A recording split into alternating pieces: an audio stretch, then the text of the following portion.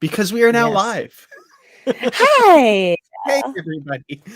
Welcome to the Unready room. I'm Dan Gunther. With me, of course, is Brandi Jackola, and we're so happy to be here to talk about Star Trek Discovery, Season 4, Episode 5, The 5. Examples. Very, very cool. Mhm. Brandi, how are you today? I am tired, but I am so happy to be here. So, this whole week I I've just been tired, so it's fine. I'm right there with you on both counts. So, yeah, thank you so much for joining me, and to everyone watching, thank you so much for joining us and participating and commenting. And those of you watching it later, thank you so much for watching. We really appreciate you as well. Sorry for anybody that this time is inconvenient for. Really wish you could be here, but thank you. Yeah.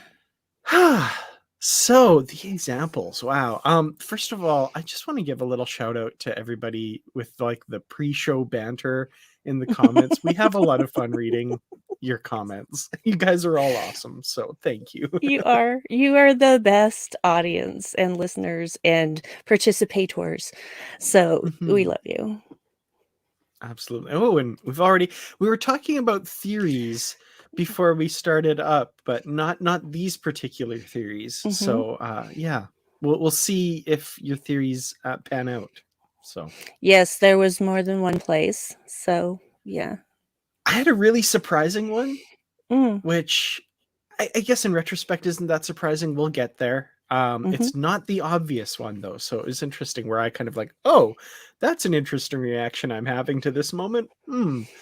So yeah. Yes.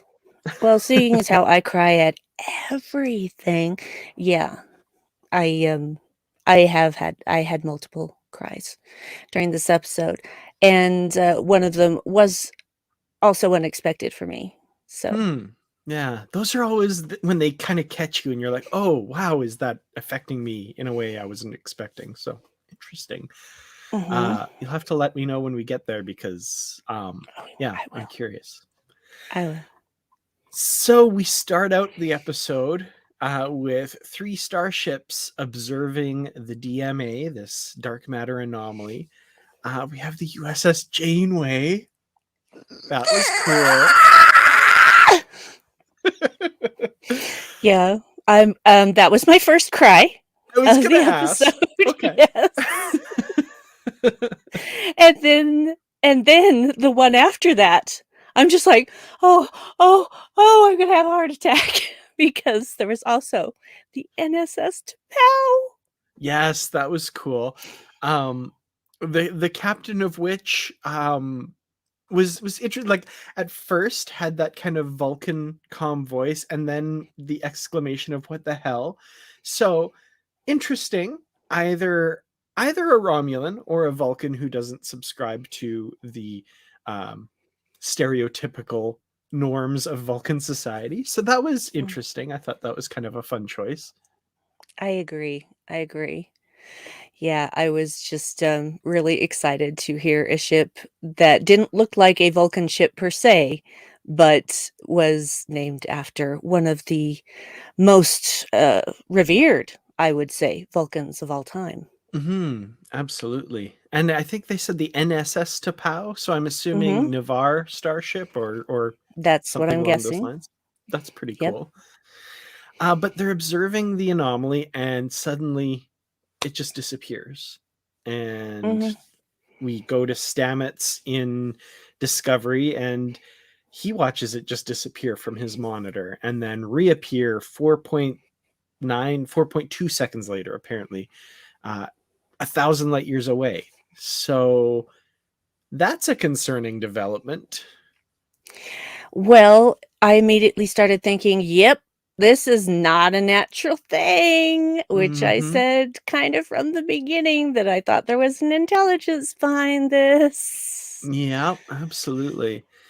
Uh, So yeah, they make that determination, right? They figure out that nothing natural can do this, so it must have been artificially created or created by someone.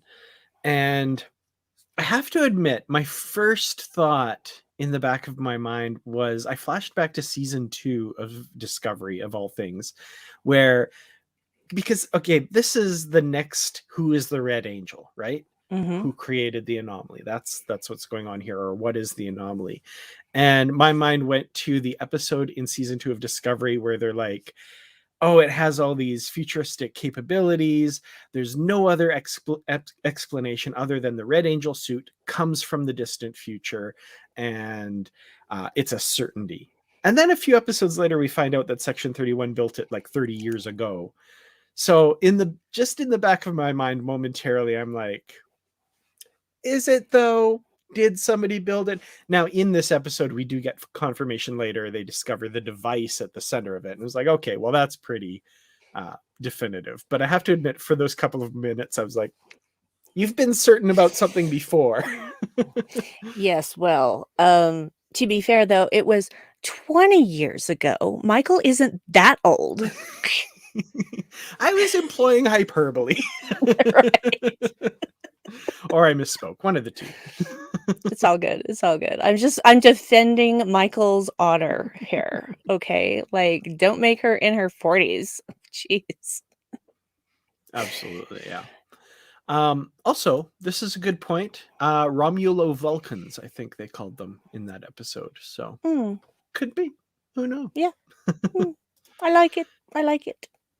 Absolutely. So yeah, we determined that it's unnatural. It's been created by somebody, which has some implications because someone is apparently doing this to the galaxy at large. And I still have it in the back of my mind that maybe it's for a purpose that, again, there's somebody on a different level that isn't realizing that, like, oh, there's life forms in this galaxy. Oops, I didn't, you know what I mean? Like that kind of high level Star Trek story. So there's still that Yeah. possibility. But the other side of that is, and the thing that's causing a lot of distress, I guess, is the thought that somebody is maliciously doing this to the people of the galaxy. So yeah, it's not good. Yeah, well, there's also the third option, which I like to call the planet killer option, Hmm. which is somebody set this in motion and those people no longer exist, and no one knows what it is or how to stop it now because it's Hmm. been possibly roaming the universe for centuries. We don't know. Yeah, that's true. Another quintessentially Star Trek story idea as well. So Yeah, that's so definitely a possibility. can't wait to find out. Ooh, I'm curious for sure. Now we get several. This is all before the opening credits, by the way. There's a Mhm. lot of scenes before the opening credits, and like about four kind of stingers where a scene ends on a dramatic note that I'm totally expecting the credits to go. Oh nope, there's more. Oh nope, there's more. Yeah, that was a long cold open. It really was. And in it we get some suspects, and you've graciously outlined a few of them in your name today. So yeah, first of all, he says the Metrons, who of course are from the TOS episode Arena. They're the ones that pitted Kirk against the Gorn. And interestingly, I have to go back and look at the exact dialogue, but I think that Metron said something to Kirk along the lines of, "You're almost ready to like meet us formally, maybe in 1,000 years or something." I could be taking that from a different episode with a different group of people, but I thought it was the Metrons, and I meant to look it up, but I didn't. But that went in, I was like, oh, wait a minute. That was interesting. The Nacine, the caretakers people from the Voyager pilot episode. Um, and speaking of long dead civilizations setting things loose on the galaxy, the remnants of the Iconians, which is Mm. interesting. I want that story because in the time of TNG, they were a long dead civilization, the subject of archaeology and stuff. But apparently, since then, some surviving members have been found. That's interesting. Well, the universe is a big place, so It's a big galaxy, Mr. Scott. it is a big galaxy, but yes, I did notice that and thought, "Wait a minute. wait a minute. And so I Mhm. start getting on Memory Alpha. It's like, did I ever see that in a Star Trek episode? No, I did not. I did not. Nope. So I thought maybe they were stating facts already established, but no, they were not. So, Yeah, but that's new. but honestly, as the Federation has expanded further out in the last 1,000 years, it is more than likely that they would find that there are a great many things that they thought were long gone that are not. Yeah. Um, thank you so much for doing my research for me. So, uh, watched Arena last night. That's excellent. That's great timing. Nice. The Yeah. Metron said maybe in a few thousand years, and then Kirk mentioned, and yeah, I remember that at the end of the episode about 1,000 years to Spock, saying like, we're a most promising species, Mister Spock, or something like that. And I think that's where he Mm, mentions 1,000 years. So, mm. interesting. I Fascinating. estimate up with my 30 years, and Kirk estimates down with his, just 1,000 years. Yeah, Just 1,000. 1,000 is a few, right? sure. Yeah. Yeah. And CJ, I love this comment. Every Star Trek Online player watching that was like, "Oh, your universe has surviving Iconians." Backs out of universe. I'm leaving. Thank you. Bye. Yeah. Yeah. Oh dear. I like Yeah. that. All right. And then someone else is mentioned by Admiral Vance, though, as well. And he says, we thought of the Q continuum, but as no one has seen them, and I think he said 600 years. Uh, 600 years. and this isn't really It's their not their style. style, basically.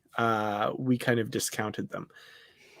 It's interesting, though, that they haven't been around for 600 years, or there's been no reported encounters. I think that's, I don't know. I'm just like slightly curious about that. It's like once Picard dies, they hang around for a few hundred more years and they're like, y'all are boring. And they just It's not the leave. same. It's not the same. Yeah. No. What are you gonna do? Um, and I had this thought as well. It would really suck if the first contact in 1,000 years by the Metrons would be to start blowing up planets. Yeah. Well, they did make Kirk fight a Gorn, so what else are they, I mean, they don't seem like very peaceful people. Yeah. Yeah. I Just, don't know. from what little we know about them. Mhm. Interesting. Yeah. So Mm. it could be anything at this point. I'm so bad, and we talked about this before. I'm so bad at theory crafting. I'm not good at theories. So Brandi apparently has a few though, which we'll get to, I'm sure. Yeah, at least one. Maybe not Okay. more than one, but definitely one. Okay. Well, I'm excited about that. So we have a couple Voyager references already with the USS Janeway and then a scene, but move over Voyager, we're going to be referencing Enterprise now because we have this colony that's made up of mostly Akali, who were the first civilization encountered by Archer's Enterprise in the first season Enterprise episode Civilization. And I love this because they were like a medieval level civilization 1,000 years ago, and now they're Mhm. spacefaring. And I'm like, that's cool. That's pretty neat. I love that reference and bringing them in here. Oh, yeah. Oh, yeah. I was very excited about that because I'm like, wait, I know that word. Macaulay. And then I remembered the marks on the heads, and I'm like, okay, which Enterprise episode was that? So I'm like going through, which one was that? And I found it pretty quickly because I started with season one, but I'm like, I know that they were in Enterprise. I know they were. Hmm. So it's been a minute since I watched all of Enterprise, but yeah, that made me super happy. That was pretty cool. I love Yeah. using them there, and the fact that they're kind of on this colony that's a former Emerald Chain colony, and there's certain things like the technology at the prison and some of their cultural things that they've borrowed from the Emerald Chain. And another reference later that I think has to do with the Emerald Chain, but we'll get there as well. Uh, it feels like kind of a like one of those stories of a failed state where Mm. there's proliferation of stuff from that failed state elsewhere, like all the stories after, like in the early 90s and into the 2000s, about, you know, the fears of the fall of the USSR leading to the proliferation of nukes and stuff in, you know, that kind of thing. Like I kind of got that feeling from this, that like there's Yeah. the remnants of the Emerald Chain are kind of still out there, and there's just this sinister thread that's still kind of weaving through things. Mhm. Yeah. This is where one of my theories started to form. Ooh, okay. All right. Yeah, but we haven't gotten to the part where it's connected. Okay. All right. Well, I look forward to that for sure. I'm just reading through some comments and stuff. So, interesting. Okay. All right. So we've got a genius scientist also coming to Discovery, Ruon Tarka. And I do have to say, I'm very proud just of this one little thing, because he walks onto the bridge and I was like, I know that mark on the forehead. And I immediately looked up Jessica Williams in Deep Space Nine, her character Verandis, and I looked, yeah, same mark. Bryson. He's from Risa. And I was hoping I'd be able to, like, you know, be all smart on the internet and be like, blah, blah, blah, blah. But then they say it in the episode. So I had that satisfaction of just knowing that slightly before. But yeah, Yeah. that was kind of cool. And then there was From me. I'm like, okay, I know I've seen this guy, and I know I've seen him recently. Where have I seen him? And I just, you know, because when I first saw it, it was a screener, and so I couldn't tell from the cast list who was who per se, Mhm. because they'll show the guests, but they won't say necessarily what role they played. And so I'm looking at him, and I'm thinking, oh, God, would your brain just work for once? And then halfway through the episode, I'm like, The Expanse, The Expanse. Swear I've seen him. Whew. Mhm. Sean Doyle, Sean Doyle, Sean and Doyle, yeah. I just have to say, this guy is so good at being a jerk. It is, but I know he's done other things, but he is just perfect in this role. It makes me happy now that he is connected to Star Trek. And I don't think we've seen the last of this character either. So I was just really excited when I figured out where I'd seen him, because I was just like, this guy is amazing. I know, where have I seen him before? No. So yeah. So kudos to Sean Doyle, because dude, you're killing it as the jerk. Yeah. Oh man. Yeah, he's really good in this. There's a bunch of really good people in this, and we'll get to it So because many. So many. yeah. The other thing I wanted to call out, and I forgot to mention it, was the Akali, when the Mhm. administrator first comes up, or the magistrate, I think his title is, and he says, "Thank Draylin you've come," or something like that. Yes. Beautiful, beautiful. Draylin was the ruler of the afterworld in Akali culture, which they found out Mhm. in that Enterprise episode. So, you know, it's just nice little attention to detail there, you know? I love that. Perfect. Just like threading that in there, and man. But these writers, they sure don't know Star Trek at all. They're just No, they don't know canon or continuity or anything. no. They're just pulling stuff out of their butts, I'm sure. Yeah, not doing any kind of research on any Star Trek or anything like that. But Never, never. It's just it's not what happens. No. Mhm. So, yeah. But man, boy, did that magistrate make an impression. It's like, Yes. oh, this guy's also a jerk. Yeah. Wow. Yeah. Just wow. I love that. I don't know. There's just something. I'm just thinking of this now, but there's something really satisfying about the fact that the convicted criminal who acknowledges that he's a murderer comes off as like the most civilized and thoughtful person out of all the Mhm. guests in this episode. Interesting. Mhm. Interesting. Mhm. Yeah. um yeah. So Ruan Tarka, of course, comes on the ship and makes an impression, as we mentioned, the magistrate does as well.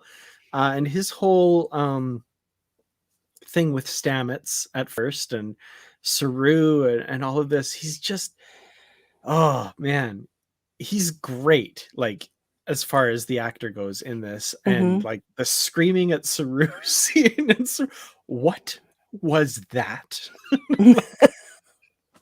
All of it was so good. I do have to say that it's very clear that he does not know about the spikes that could shoot out of Saru's. If he would not get that close if he was thinking. Dave Dave made the exact same point, and he was just like the second time we watched it, Dave's like, "Dude, you know that guy can shoot spikes out of his face. You should Yeah, be happy that you didn't anger him enough for that reflex to kick." yeah, right. So, yeah, and after seeing it twice, I was thinking about Harka's behavior and thinking about everything he said throughout the entire episode, and I've come to the conclusion that he is just a bully Mm-hmm. because that's what he's doing to everyone around him. He talks about how much he loves himself and he's not gonna do anything to blow himself up. I think that's a lie, actually. I think Hmm. he's compensating for something because, I mean, he makes this comment about Saru's feet and Yeah. how they're weird, and I'm just like, "This is bullying." The whole screaming at his face, that's bullying. That is bully behavior. So, I don't care Mm-hmm. how smart this guy is, he's not smart enough to, I don't know, behave like a civilized person. Yeah. But there's something going on with him. I wanna it's something you said where you said he's compensating for something. I think that's really interesting. Like, if we take that bit of dialogue at the end of the episode where he's talking to Book and he says, "So much anger, no place to put it." And Book says, "You don't know me." And he replies, "No, but I know anger. It's a wonderfully productive emotion." No, it's He not. No, it's not, but I think he's very angry about something. And this behavior is masking it all. Like, I think. I This is where I'm going to bring in my theory. Okay. This came to me while I was taking a shower today. It's just yes, I often think about Star Trek when I'm in the shower, but I was just thinking about him and I thought, well, we saw that very specific shot of the mark on the back of his neck, which looked like he'd been in an emerald chain prison, right? That's what I was referencing with the other Mhm. emerald chain remnants, kind of. What if he is actually a double agent? What if he is working on behalf of the Emerald Chain and the Emerald Chain isn't as defunct as we have been Hmm. led to believe? Because what do they want to do? They want to rule everything. What would they need to do that? An unlimited, unimaginable power source. Hmm. What better way to find it than to take this guy that was in one of their camps and, oh, wait, he's a genius? Hmm. Well, we can use that. But what are they if that's true, what are they holding over him? That's what I Hmm. want to know. But again, just a theory. I'm probably completely wrong, but it is something that came to mind because they It's keep making these Emerald Chain references. it's definitely an interesting thought. And yeah, the dropping of the emerald chain stuff in this episode, peppered throughout, it's got it on people's minds, right? Like, that's interesting. Yeah. It's an Hmm. interesting thought for sure. I do, yeah, like he could be working with whoever's doing this, or could even be the one who is principally doing this on behalf of someone. My personal thought, and again, this is just as much of a shot in the dark as anything else, he knows something. He knows Mhm. more than he's letting on for sure. Absolutely. I don't know why I believe him, but I tend to believe him when Book directly asks him, "Do you know who's doing this?" I believe him when he says no, but I think he knows the next, like, the next step in the investigation. Like, I think he knows the direction to go to find those answers, and he's Mhm. not being very forthcoming about that yet. He's Personally, I think he's just holding his cards close to his vest until he knows more, and then doing something which is reckless and irresponsible. I don't necessarily think he's malicious or on the side of the bad guys, but it's kind of a coin flip, honestly, at this point. Like, I don't know why Yeah. I'm leaning that way, because it could just as easily be the other way. Well, when you think you're the smartest person in the room, you Yeah. will take chances that no sane person would. And he is obviously trying to recruit Book. I mean, it's Hmm. obvious Oh he is yeah, trying to recruit absolutely. Book, because he senses the same kind of anger and desperation that he himself has. Hmm. So, yeah, I honestly, I have screeners for episodes 6 and 7 sitting on our Roku, and I haven't watched them yet, and I'm glad Ooh. that I haven't so that I can talk about this fully impartially. I was But wondering. Okay. there's that part of me that's like, "Oh, I gotta watch those. I gotta watch those now." But yeah, Yeah, I haven't I don't yet. know how you're doing it.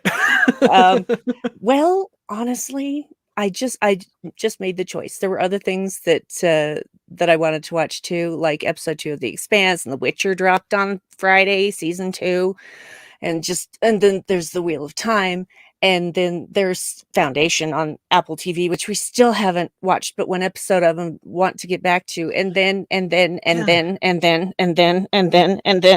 It's a rabbit hole of things that I wanna watch right I now. yeah, man.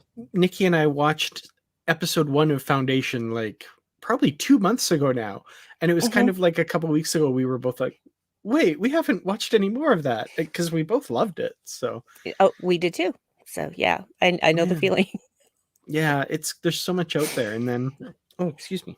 And then so much coming out right now, and I haven't started this latest season of The Expanse yet. And yeah, when I saw episode 2 pop up, I'm like, "Oh my god." Now I'm 2 episodes behind. But Yeah.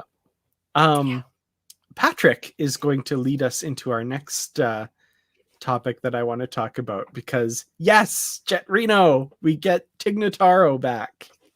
So Yes. excited. Yes.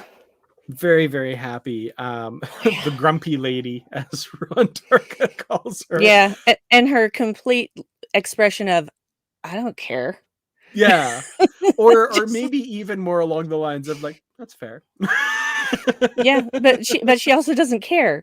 I mean, No. he doesn't know her. He doesn't know what she's capable of. You don't mess with Jet Reno, dude. You No. better back that truck right up. But grumpy Uh, lady, that fits. I feel like she'd wear that appellation with pride.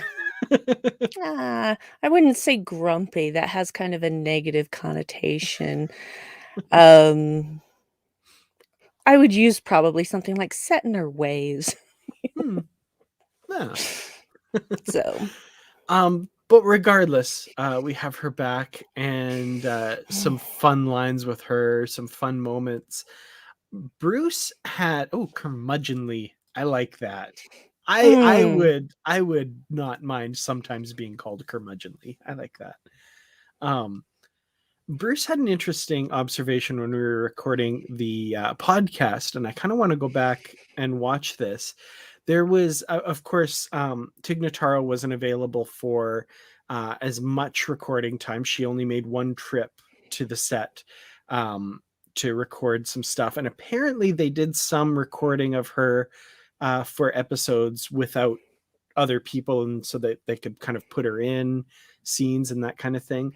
And Bruce kind of got the impression that this might have been one of them, because there's one shot with her and Stamets in the same shot, but other than that, it goes the camera on the other people in the room, and then Jet by herself, and them mm. kind of reacting to her lines without her in the frame and stuff.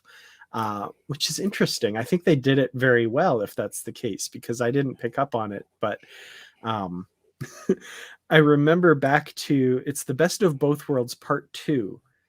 LeVar Burton is not interacting with anybody in that entire episode, because apparently he had the flu really bad while they were Oh, shooting. right. Yeah, and I so forgot like about that. every scene he's in, he's like facing the side of the frame. He's like, "Oh, Riker, Worf, good. I wanted to go over these results with you." And then the camera totally switches, and it's them. "Oh yes, blah blah," and Mhm. it's pretty obvious. And it's also why O'Brien is the one monitoring the power at the climactic scenes and stuff. Yeah. But this was much less obvious. I think probably because it was planned for and stuff, rather than, oh, LeVar Burton's out for 2 weeks. Crap, Mm. Um, but it was well done if that's the case. So Agreed, because I never once got the impression that they weren't all in the same room. yeah, me So, neither. well done. Yeah, absolutely. Um, but I just love to hear her, that's the closest you've come to killing us all. And that's saying something. Mhm. And my favorite line of hers might have been her first line. It was, or not the first line, because the first line in that scene of hers, I guess, where she says something along the lines of, Tilly's going to be so sad to learn that, 2 days after she left, we all got sucked into a wormhole. And Saru responding with, "I miss her too. Yes. Oh, that was My adorable. heart." Yeah, absolutely. Anything else to say about Jet Reno before we move No. on? I adore Jet Reno. Anytime she's on screen, it's magic. There's Hmm. nothing wasted when Jet Reno is around. I just adore the character. I adore Tig Notaro. I have for years. So, yeah, just happy to see her. Absolutely. Reese, we should talk about, because, Yes. and this is not a criticism of the episode, because again, I'm like, this episode is really well done start to finish, but okay, I'm just gonna say it. Where are Detmer and Oo? I need my Detmer and Oo. Who were those people? What's going on? Where are they? That's all I'm gonna say on that. The not a only thing I can not a criticism of the episode. Just I yeah. miss them. My personal feeling is that there was some kind of conflict as far as scheduling, and Mhm. that's why we had an unknown alien and what appeared to be a human at their stations. I couldn't even get a good enough look at that alien to even guess at what they might be. There's some production images that went out like the week before the episode, and they're pretty heavily featured there. Someone told me, might have been Bruce, that it was based on a design of an alien in Star Trek Beyond, which that's interesting. But I haven't confirmed that myself. I don't know that myself, but Hmm. it's kind of cool. Hmm. Interesting. Huh. Well, Mhm. gosh, another reason to watch Star Trek Beyond again. Ugh, such torture. Ah, darn it. Yeah. Gosh. Oh, guess I'll Um, have to do it. yeah. But yeah, that's all I'm gonna say about, I just miss my regular bridge crew. But Agree. we do get Reese in this episode, and he gets a fairly significant part. Which in the back of my mind is like, don't develop his character too much. Remember Arium. Don't don't do an episode featuring the person. I don't want to lose them. No, I'm just kidding. But I apologize. But Reese, who got some development, learned about his backstory a little bit, losing his home to a hurricane and being rescued by Starfleet. And so he wants to lead the evacuation. I thought that was pretty cool. I really like him just as Mhm. an actor and stuff I've seen online and social media and stuff. So I'm like, Agree. let's get some more Reese centric stuff. I really like that guy. Well, the nice thing is that Michael initially tells Saru to get a team together, and that's when Reese says, "Captain, if I may, I would like to take on this mission." And she doesn't ask him why. She just says, Hmm. "Okay, go ahead." It's like she just looks at him for a second. She senses this is important to him. And we Yeah. don't get the reveal until much later Hmm. that that was why that his town, his city had been wiped out by a hurricane when he was 5. Yeah. And, because she could see, she could feel that there was something personal about it, and he's capable, so she gave Hmm. him command of that mission. And even then, she doesn't press him. She just says, Mm-mm. "This seems very personal to you," and creates that space for him to share more if he wants to, but probably didn't have to in that moment. And gave him a little bit of a questioning look, but he could have just said, "It is personal, and thank you, Captain," and then Mhm. that's fine. But yeah, I love that. It's very, very nice command style. I really like that. Yes. TJ, thank you. So apparently it was a schlurm. They're a background alien in Star Trek Beyond. Excellent. I had no idea. I thought schlurm was a drink in Futurama, but Same. Actually, it was that's slurm. slurm. But Slurm, the not joke was close schlurm. enough that I wanted to Close make it. enough. Absolutely. And I would have done the same thing, but you beat me to it. So there you go. Excellent. Schlurm. Okay. All Thank right. you. Appreciate Thank you it. very much for that. Yeah, much appreciated. Okay, so we've got Burnham and Book leading this mission to rescue these 6 people that are the examples. They're I should say who are the examples, not that are the examples, but these 6 people who are the examples that are used to show society what happens when you break rules. And we find out, basically it's on the level of unpaid parking tickets and counterfeit money, like Yeah. for the most I part. had a feeling. I had a feeling. Mhm. Okay, I have a weird, sort of not quite personal anecdote. Um, so there were 6 people there. We Yes. we pretty much only saw 4 most of Ostensibly, the there were time. 6 people there. You do see 6 people at one point, but, One. we have Felix, and then we have, another woman who gets lines, and, I can't remember the name of the character, my apologies, but the actor's name is Sarah Booth. Now, this is why this is interesting. As some of you or all of you may know, I am a member of Starfleet International, Star Trek Fan Club, and I am a lieutenant in Starfleet and currently commanding a starbase. Our chief medical officer on my mothership, yeah, the USS Nomad, she used to teach, well, she still teaches, but she had this woman as a student in her drama and musical classes. Oh, very So cool. she has known this woman for years. And so I have a tangential connection. I know a person who knows her. So That's awesome. Very yeah, cool. and she's actually been in other things that I've seen, is because I thought she looked kind of familiar. But way to go, Sarah Booth. Thank you for being here and being my 1 degree away person. That's cool. See, I have an actor friend, but she lives in Vancouver. She's a huge Trekkie. She would love to be on Star Trek, but of course is kind of on the opposite end of the continent. But Yeah. Vinu Sandhu, she's got a recurring role in the new Lost in Space, but she Oh, would nice. love to be on Star Trek. She's the wife of the colony leader, and I've only seen season 1, but I know she's in the season 2 trailer or season 3 trailer. Sorry, so she's survived at least that long. um, Good for I don't know. her. Way to Yeah, go.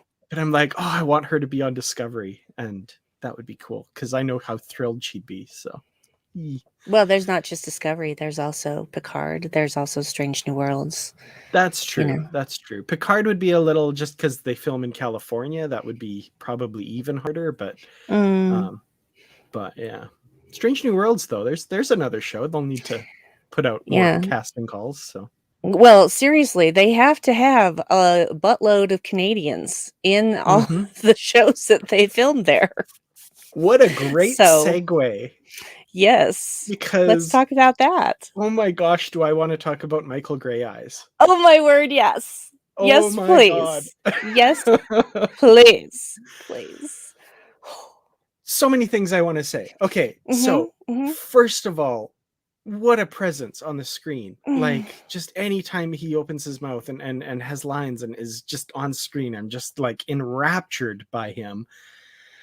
First thing. Second thing, just the fact that someone who looks like they could be from my mom's family is on screen. I'm like, Mhm, that's so great. And he played such a great character too. Like, somebody who made obviously a terrible mistake in his past, but has, grown so much and oh man, I just the arc this character goes through off screen, obviously, but like, mhm.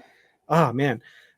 Third of all I was thinking through the whole thing was like, why could not he have played Chakotay? And no offense to Robert Beltran, he did a wonderful job. No It's offense not there his fault. whatsoever. Yeah, it's Not not his his fault. fault, but He's he's not not an native. indigenous person. Yeah. Mhm. And oh man, this guy was just so good. And I would love to have seen him in a Starfleet uniform being Mm. him. Sorry. I'm like With the hair too. with the hair. Yeah, not Absolutely. don't cut the hair. Do not cut the hair. Leave the hair.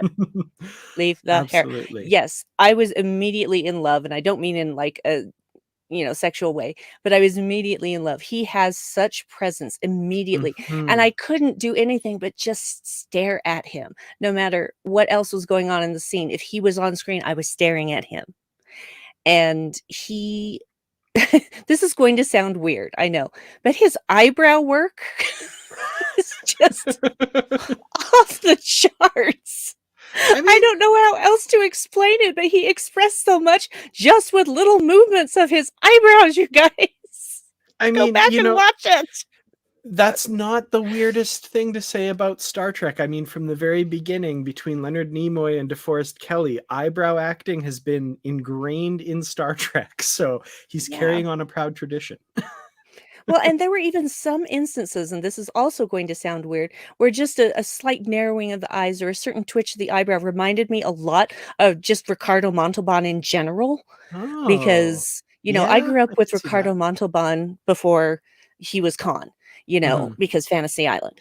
So, but, yeah, it was just one of those things where it's just like you can express so much with just such small little movements. It's I don't think it's something that you can learn. I think it's something you're just born with. Hmm. Yeah. And I, he's magnificent. That's all I can say. He's yeah. magnificent.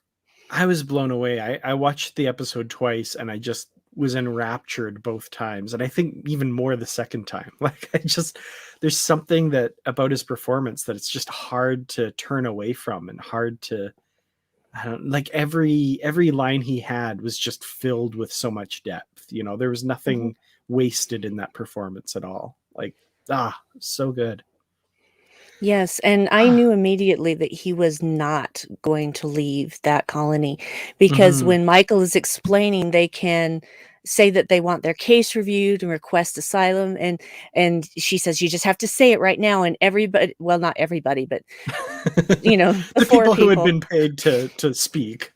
yeah, said that they wanted their cases reviewed, and then they all look at him, and he doesn't say that. He says something to the effect of, "Well, let's get moving," or whatever, Yeah, I think he and said I'm that's just all I needed to hear or something like that.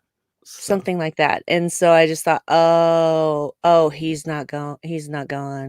yeah. He's not going," and that broke my heart. Mhm. I understand why he felt he wanted to do that. I understand it was his choice. I understand all of that, but I did not like it.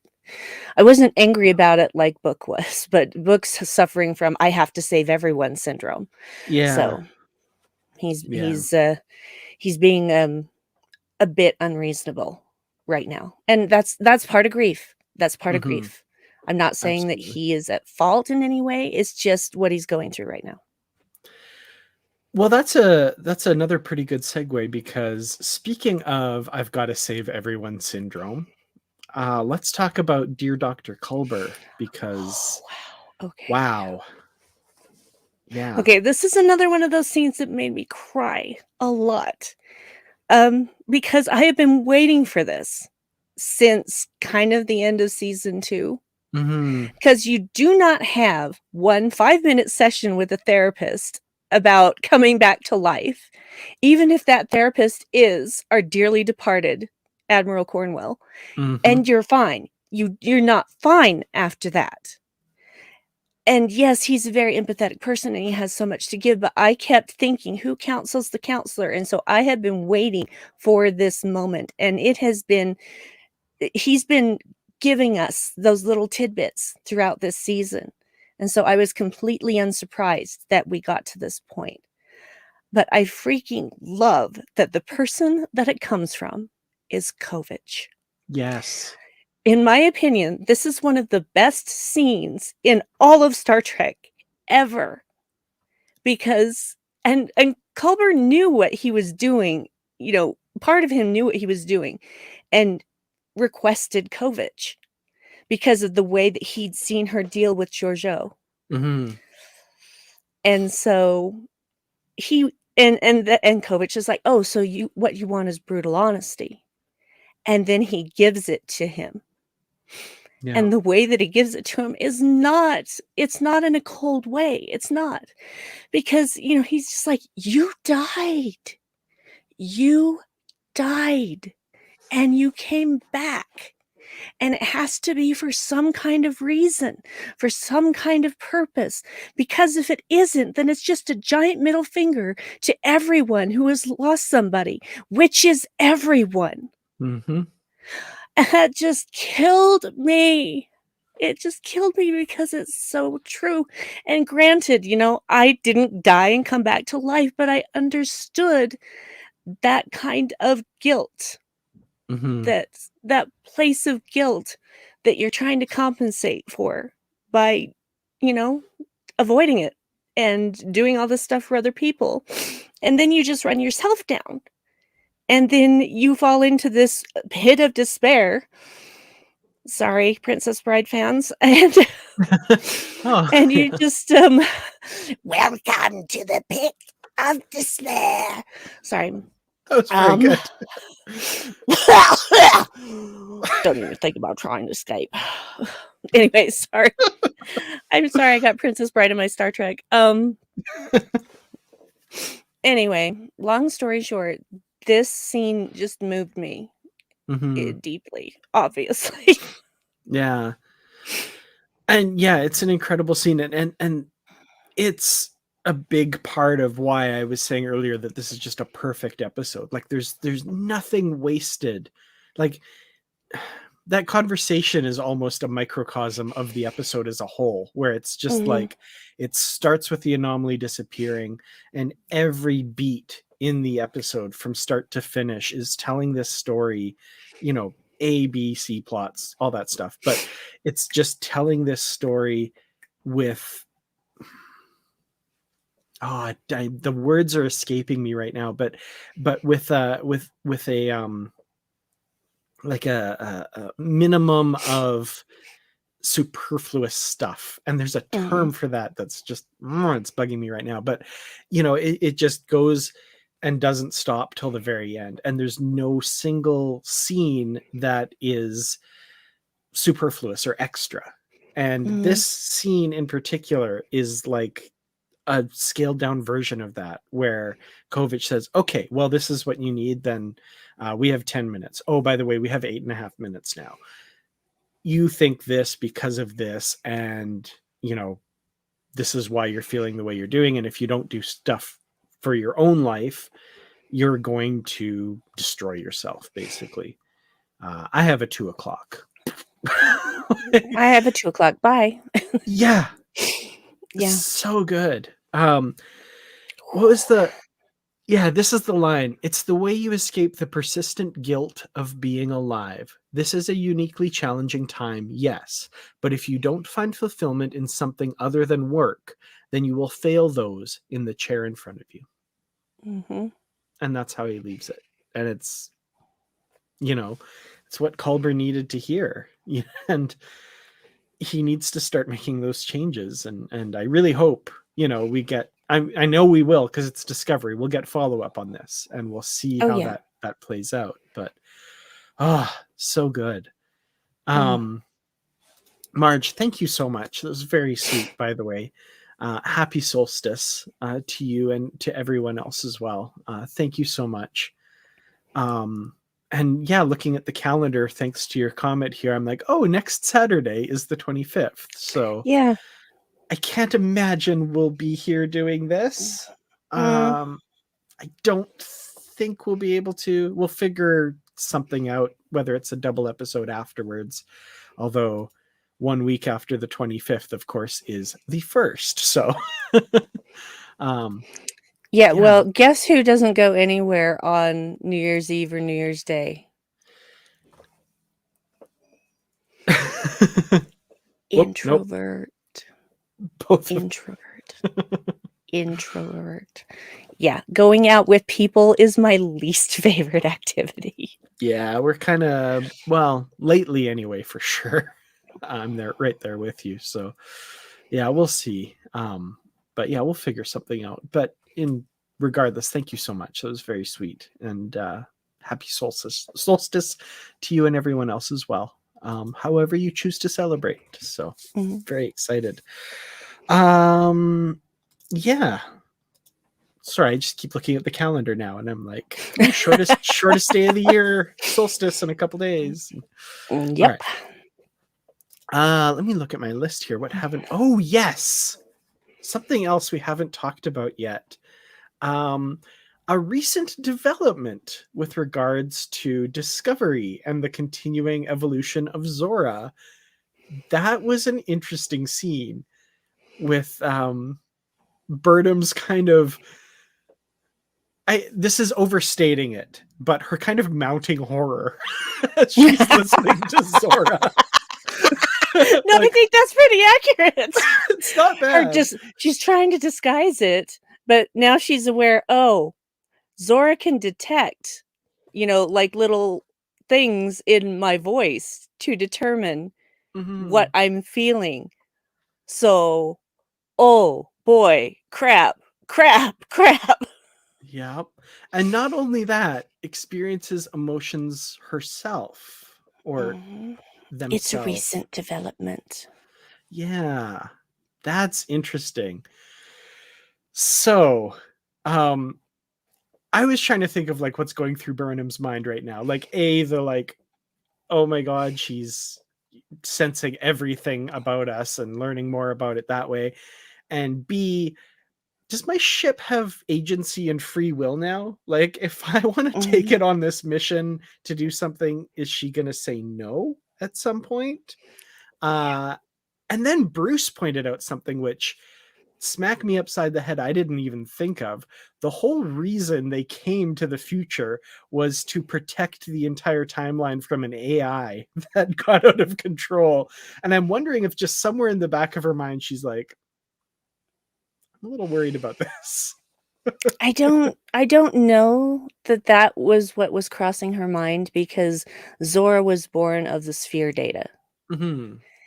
And the sphere data was from a very advanced life form, very advanced. Hmm. So, I don't necessarily th I don't necessarily think that Michael is worried about that. I think it's more she's worried about the agency thing, like you said, because that Yeah. was actually the first thing that crossed my mind. Is like, what Hmm. happens if she says, fire photon torpedoes or whatever? Do they even do photon torpedoes in the future? I don't even know. But what if she says no? Just I don't Yeah. know. I don't know.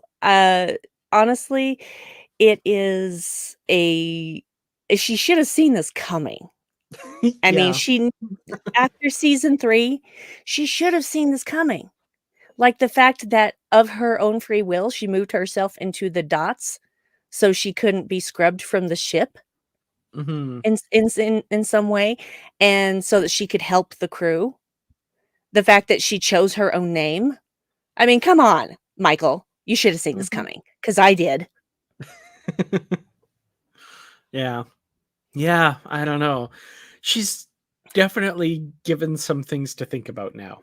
Like Mhm. Burnham is like, okay, I can't really deal with this directly right now, but I'm gonna file this in a like, let's revisit this.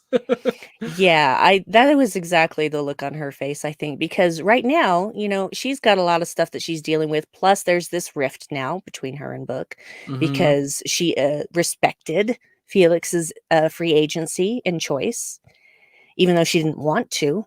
Hmm. So, and the fact Yeah. that everybody acted like she had no idea what it was like to be a prisoner. Oh, they don't know her. Yeah. They don't know her. Yeah. She was the scapegoat for the Klingon War. Everybody hated her. You think she doesn't Hmm. know what that's like? Phew. Yeah. Don't assume, kids. There's a moment in this episode, and I'm curious about the second time watching it through, I really was paying attention to this part where um where Felix is admitting to her at that moment in the prison where he says, unlike the others, I belong here. They don't know who I really am. I killed someone. And then he looks at her and says, you don't shrink back from me, or something along those Mhm. lines. And in that moment, my brain just flashed to her pulling the trigger and killing Takuvma, Mhm. and her understanding in that moment. I know that's not necessarily where the writers' minds were when they wrote that scene, but like I could just see like a really, you know, one of those kind of cheesy but kind of awesome music videos where you get that moment and you get that flashback scene and you have the zoom in on the face. And I don't know, I just like there's a lot there to Burnham, obviously, that she sees some. She's not there to judge him, like she says, but there's also understanding there.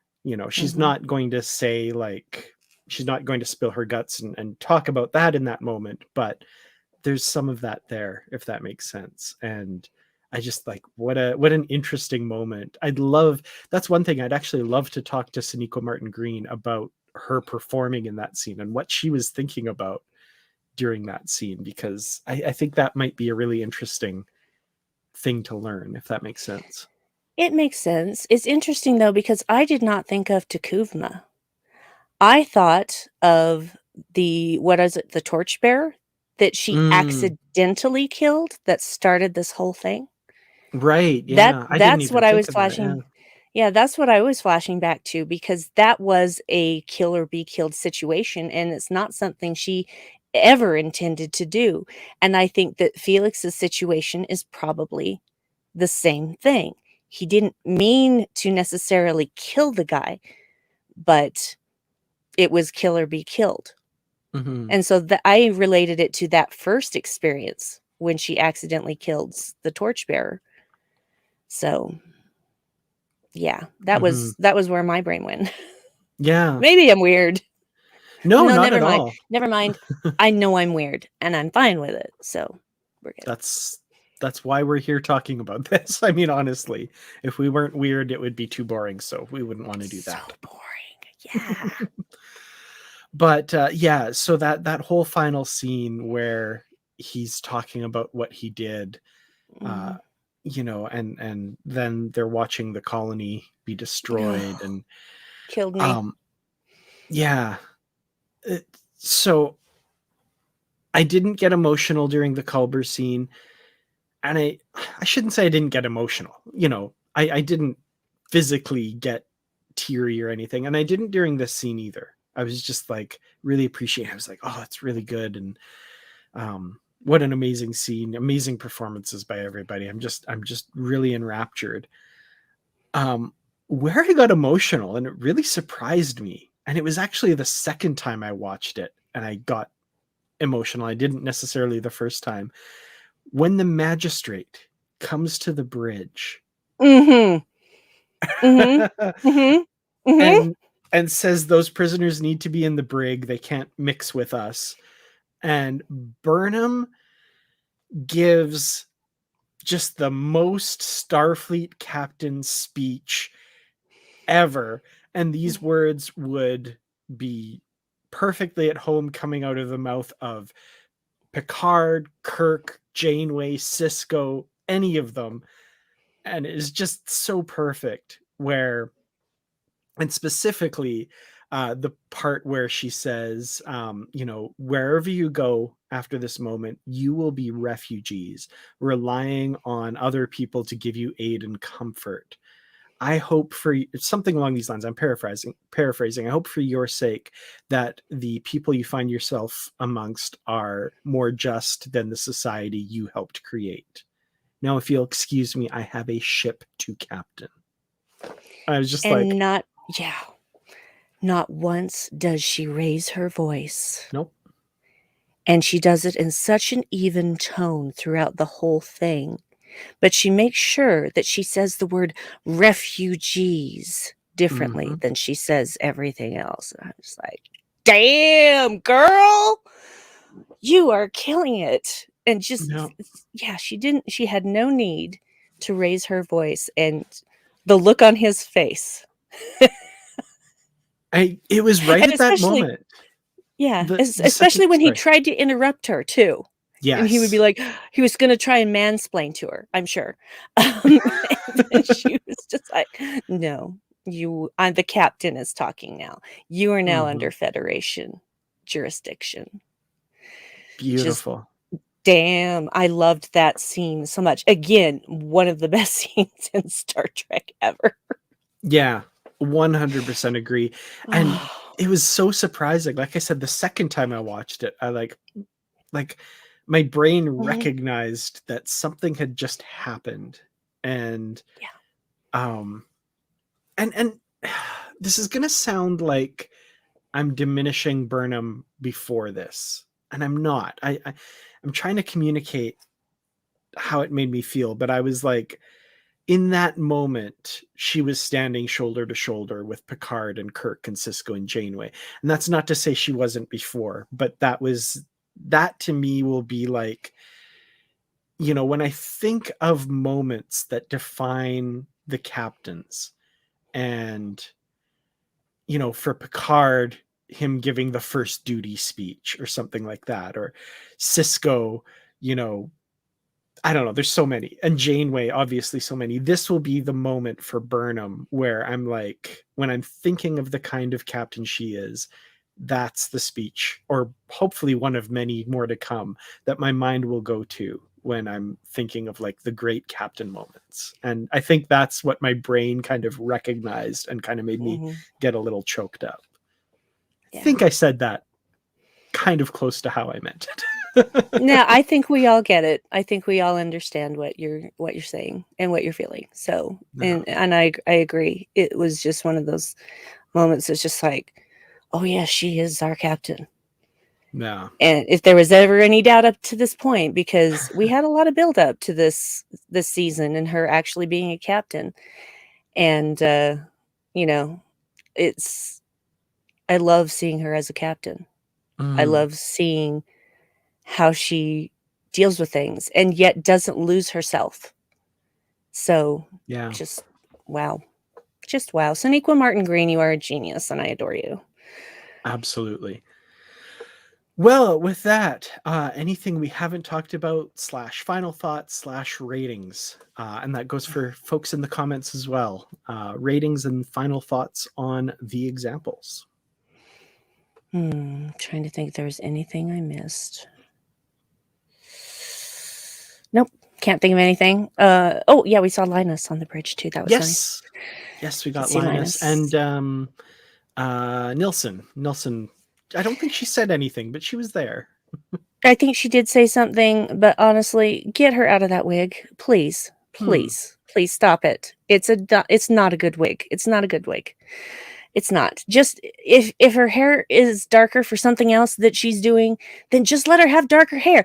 People in Star Trek change their hair color. It's fine. It's fine. Just let them do it. So, okay, how am I going to rate this? I'm gonna follow your lead, and I'm just not gonna do it as something out of something anymore. So I am going to rate this uh, one massive uh, eyebrow work from Michael Gray Eyes. I like it. That's a great rating. Um, I do have to say, I love this rating. 7 out of 10 Qs with a Picard shaped hole in their hearts. Oh, That's oh, my wonderful. heart, my heart. Um, yeah, yeah, the ratings thing, I'm still having a hard time because again, I maybe there wasn't no, that's not true. There were things in this episode that wowed me as much as the last couple episodes. And add to that the fact that it's just, like I said, perfect episode from start to finish. There's nothing that I didn't appreciate on screen. So um I'm gonna have to say, oh, I really liked your Michael Gray Eyes one. I'm going to give it one incredibly well thought out, but ultimately pretty dangerous experiment, but it was still pretty cool. So it's a good rating. I don't know. I made it sound bad, but it's a good rating. I trust you. I believe you. It's all good. Yeah. All right, 7. Lots of great ratings. A few people had some issues with stuff, which is of course. Oh, and we didn't. Okay, we didn't talk about the family heirloom. That's a good point. Yes. Very good Yes, point. that was another thing that made me emotional, and the second time that I watched it, I think that the woman might be pregnant because the way she touched her abdomen after Michael was walking away and talking about, may it continue to be added to for many generations to come. And then she's got her hand over her abdomen Interesting. like that. I kind of feel like maybe she was pregnant. I missed that. Okay. Yet another reason I need to go back and watch this episode again. So Oh, thank you. darn. It's gonna be No. such a Oh hardship. shoot. Yeah, I can't stare into Michael Gray Eyes, beautiful gray eyes for another hour. Darn. Hypnotic. I would watch him in anything. Absolutely Yeah. anything. Oh man, I need to find. I looked up a few things that he's been in. People in the comments were saying as well. So I'm gonna Mhm. have to go check a lot of those out for sure. Yeah, that scene was very touching, a nice little coda to the story as well. So Mhm. um, yeah, excellent. And 10 out of 10 freed prisoners. um, 6 of whom will never hear speak a word. But that's okay. That was funny because I was like, wait, how many are there? And then like at the it's 6. like, oh, there are a couple more there. And then they beam up Mhm. 5 at the end with the I was like, okay, there were a few more. It's like never would have known, but yeah. They may have had additional scene time, and it just may have gotten edited out. Edited out. Edited. I can say the word edited. I swear. There, I did it. It might have been edited out. With me, it's whenever I have to say edited it. I Edited can't it. edited it. Edited It's it. just always an extra one, and I Edited can't. it. I'm not even gonna Just try. own it. Just own it. It's fine. Just do it. It's fun. I can't do it. All right. Um. Anyway, we should probably wrap it up there, I guess. So, Brandi, and I'll filter out more ratings as I see them come up here. Where can people find you online if they want to talk discovery or anything else? Just go look me up on Twitter at Brandywine12, and that's where you'll. Ouch, my thumb. That's where you will find out. I, d- I feel like I dislocated my thumb. I know I didn't, but it hurts a lot. Ouch. Um, it was a bad driving experience. I already told Dan about it. You don't need to hear about it. Um, yeah, Twitter that's the place to find me. Or you can follow me on Instagram at Brandywine, or no, at Brandi Jackola, BrandiGackJA. Oh wow, I can't spell my own name. I'm just gonna stop talking. Do I follow you on Instagram? I should double check that. I I'm don't not sure know. if I do. I I'll don't know. I'll But have to that's double where check I that. post all the new episodes of What the Future Holds and stuff and things like that, and pictures of my cat. Nice. So, and things. So, and yeah, just follow me there, one of those places, because that's where you'll know what I'm doing or can talk to me or whatever. It's all good. Awesome. Yeah, you can follow me on Twitter at Kurtrats. That's KERTRATS. Instagram, I'm Kurtrats47 because apparently somebody took Kurtrats at some point. So, yeah, What? what you can do. That's so weird. So weird. Yeah. Yeah, so weird. And of course, the Positive the Trek podcast. New episodes coming out every Tuesday and every other Friday if you want to follow the book club episodes. And our latest one just came out on Friday. David Mack was on. We talked all about the 3rd book in the Coda trilogy. Make sure to have read it before you listen. Trust me, spoilers abound. But yeah, we'll be back on Tuesday with a new episode talking about the examples. So yeah. Thank you all so much for watching. Again, not sure what's going to happen in the next couple of weeks. We'll get it figured out though. And until then, as always, live long and prosper. And now I have to use that hand to hit end broadcast. And there we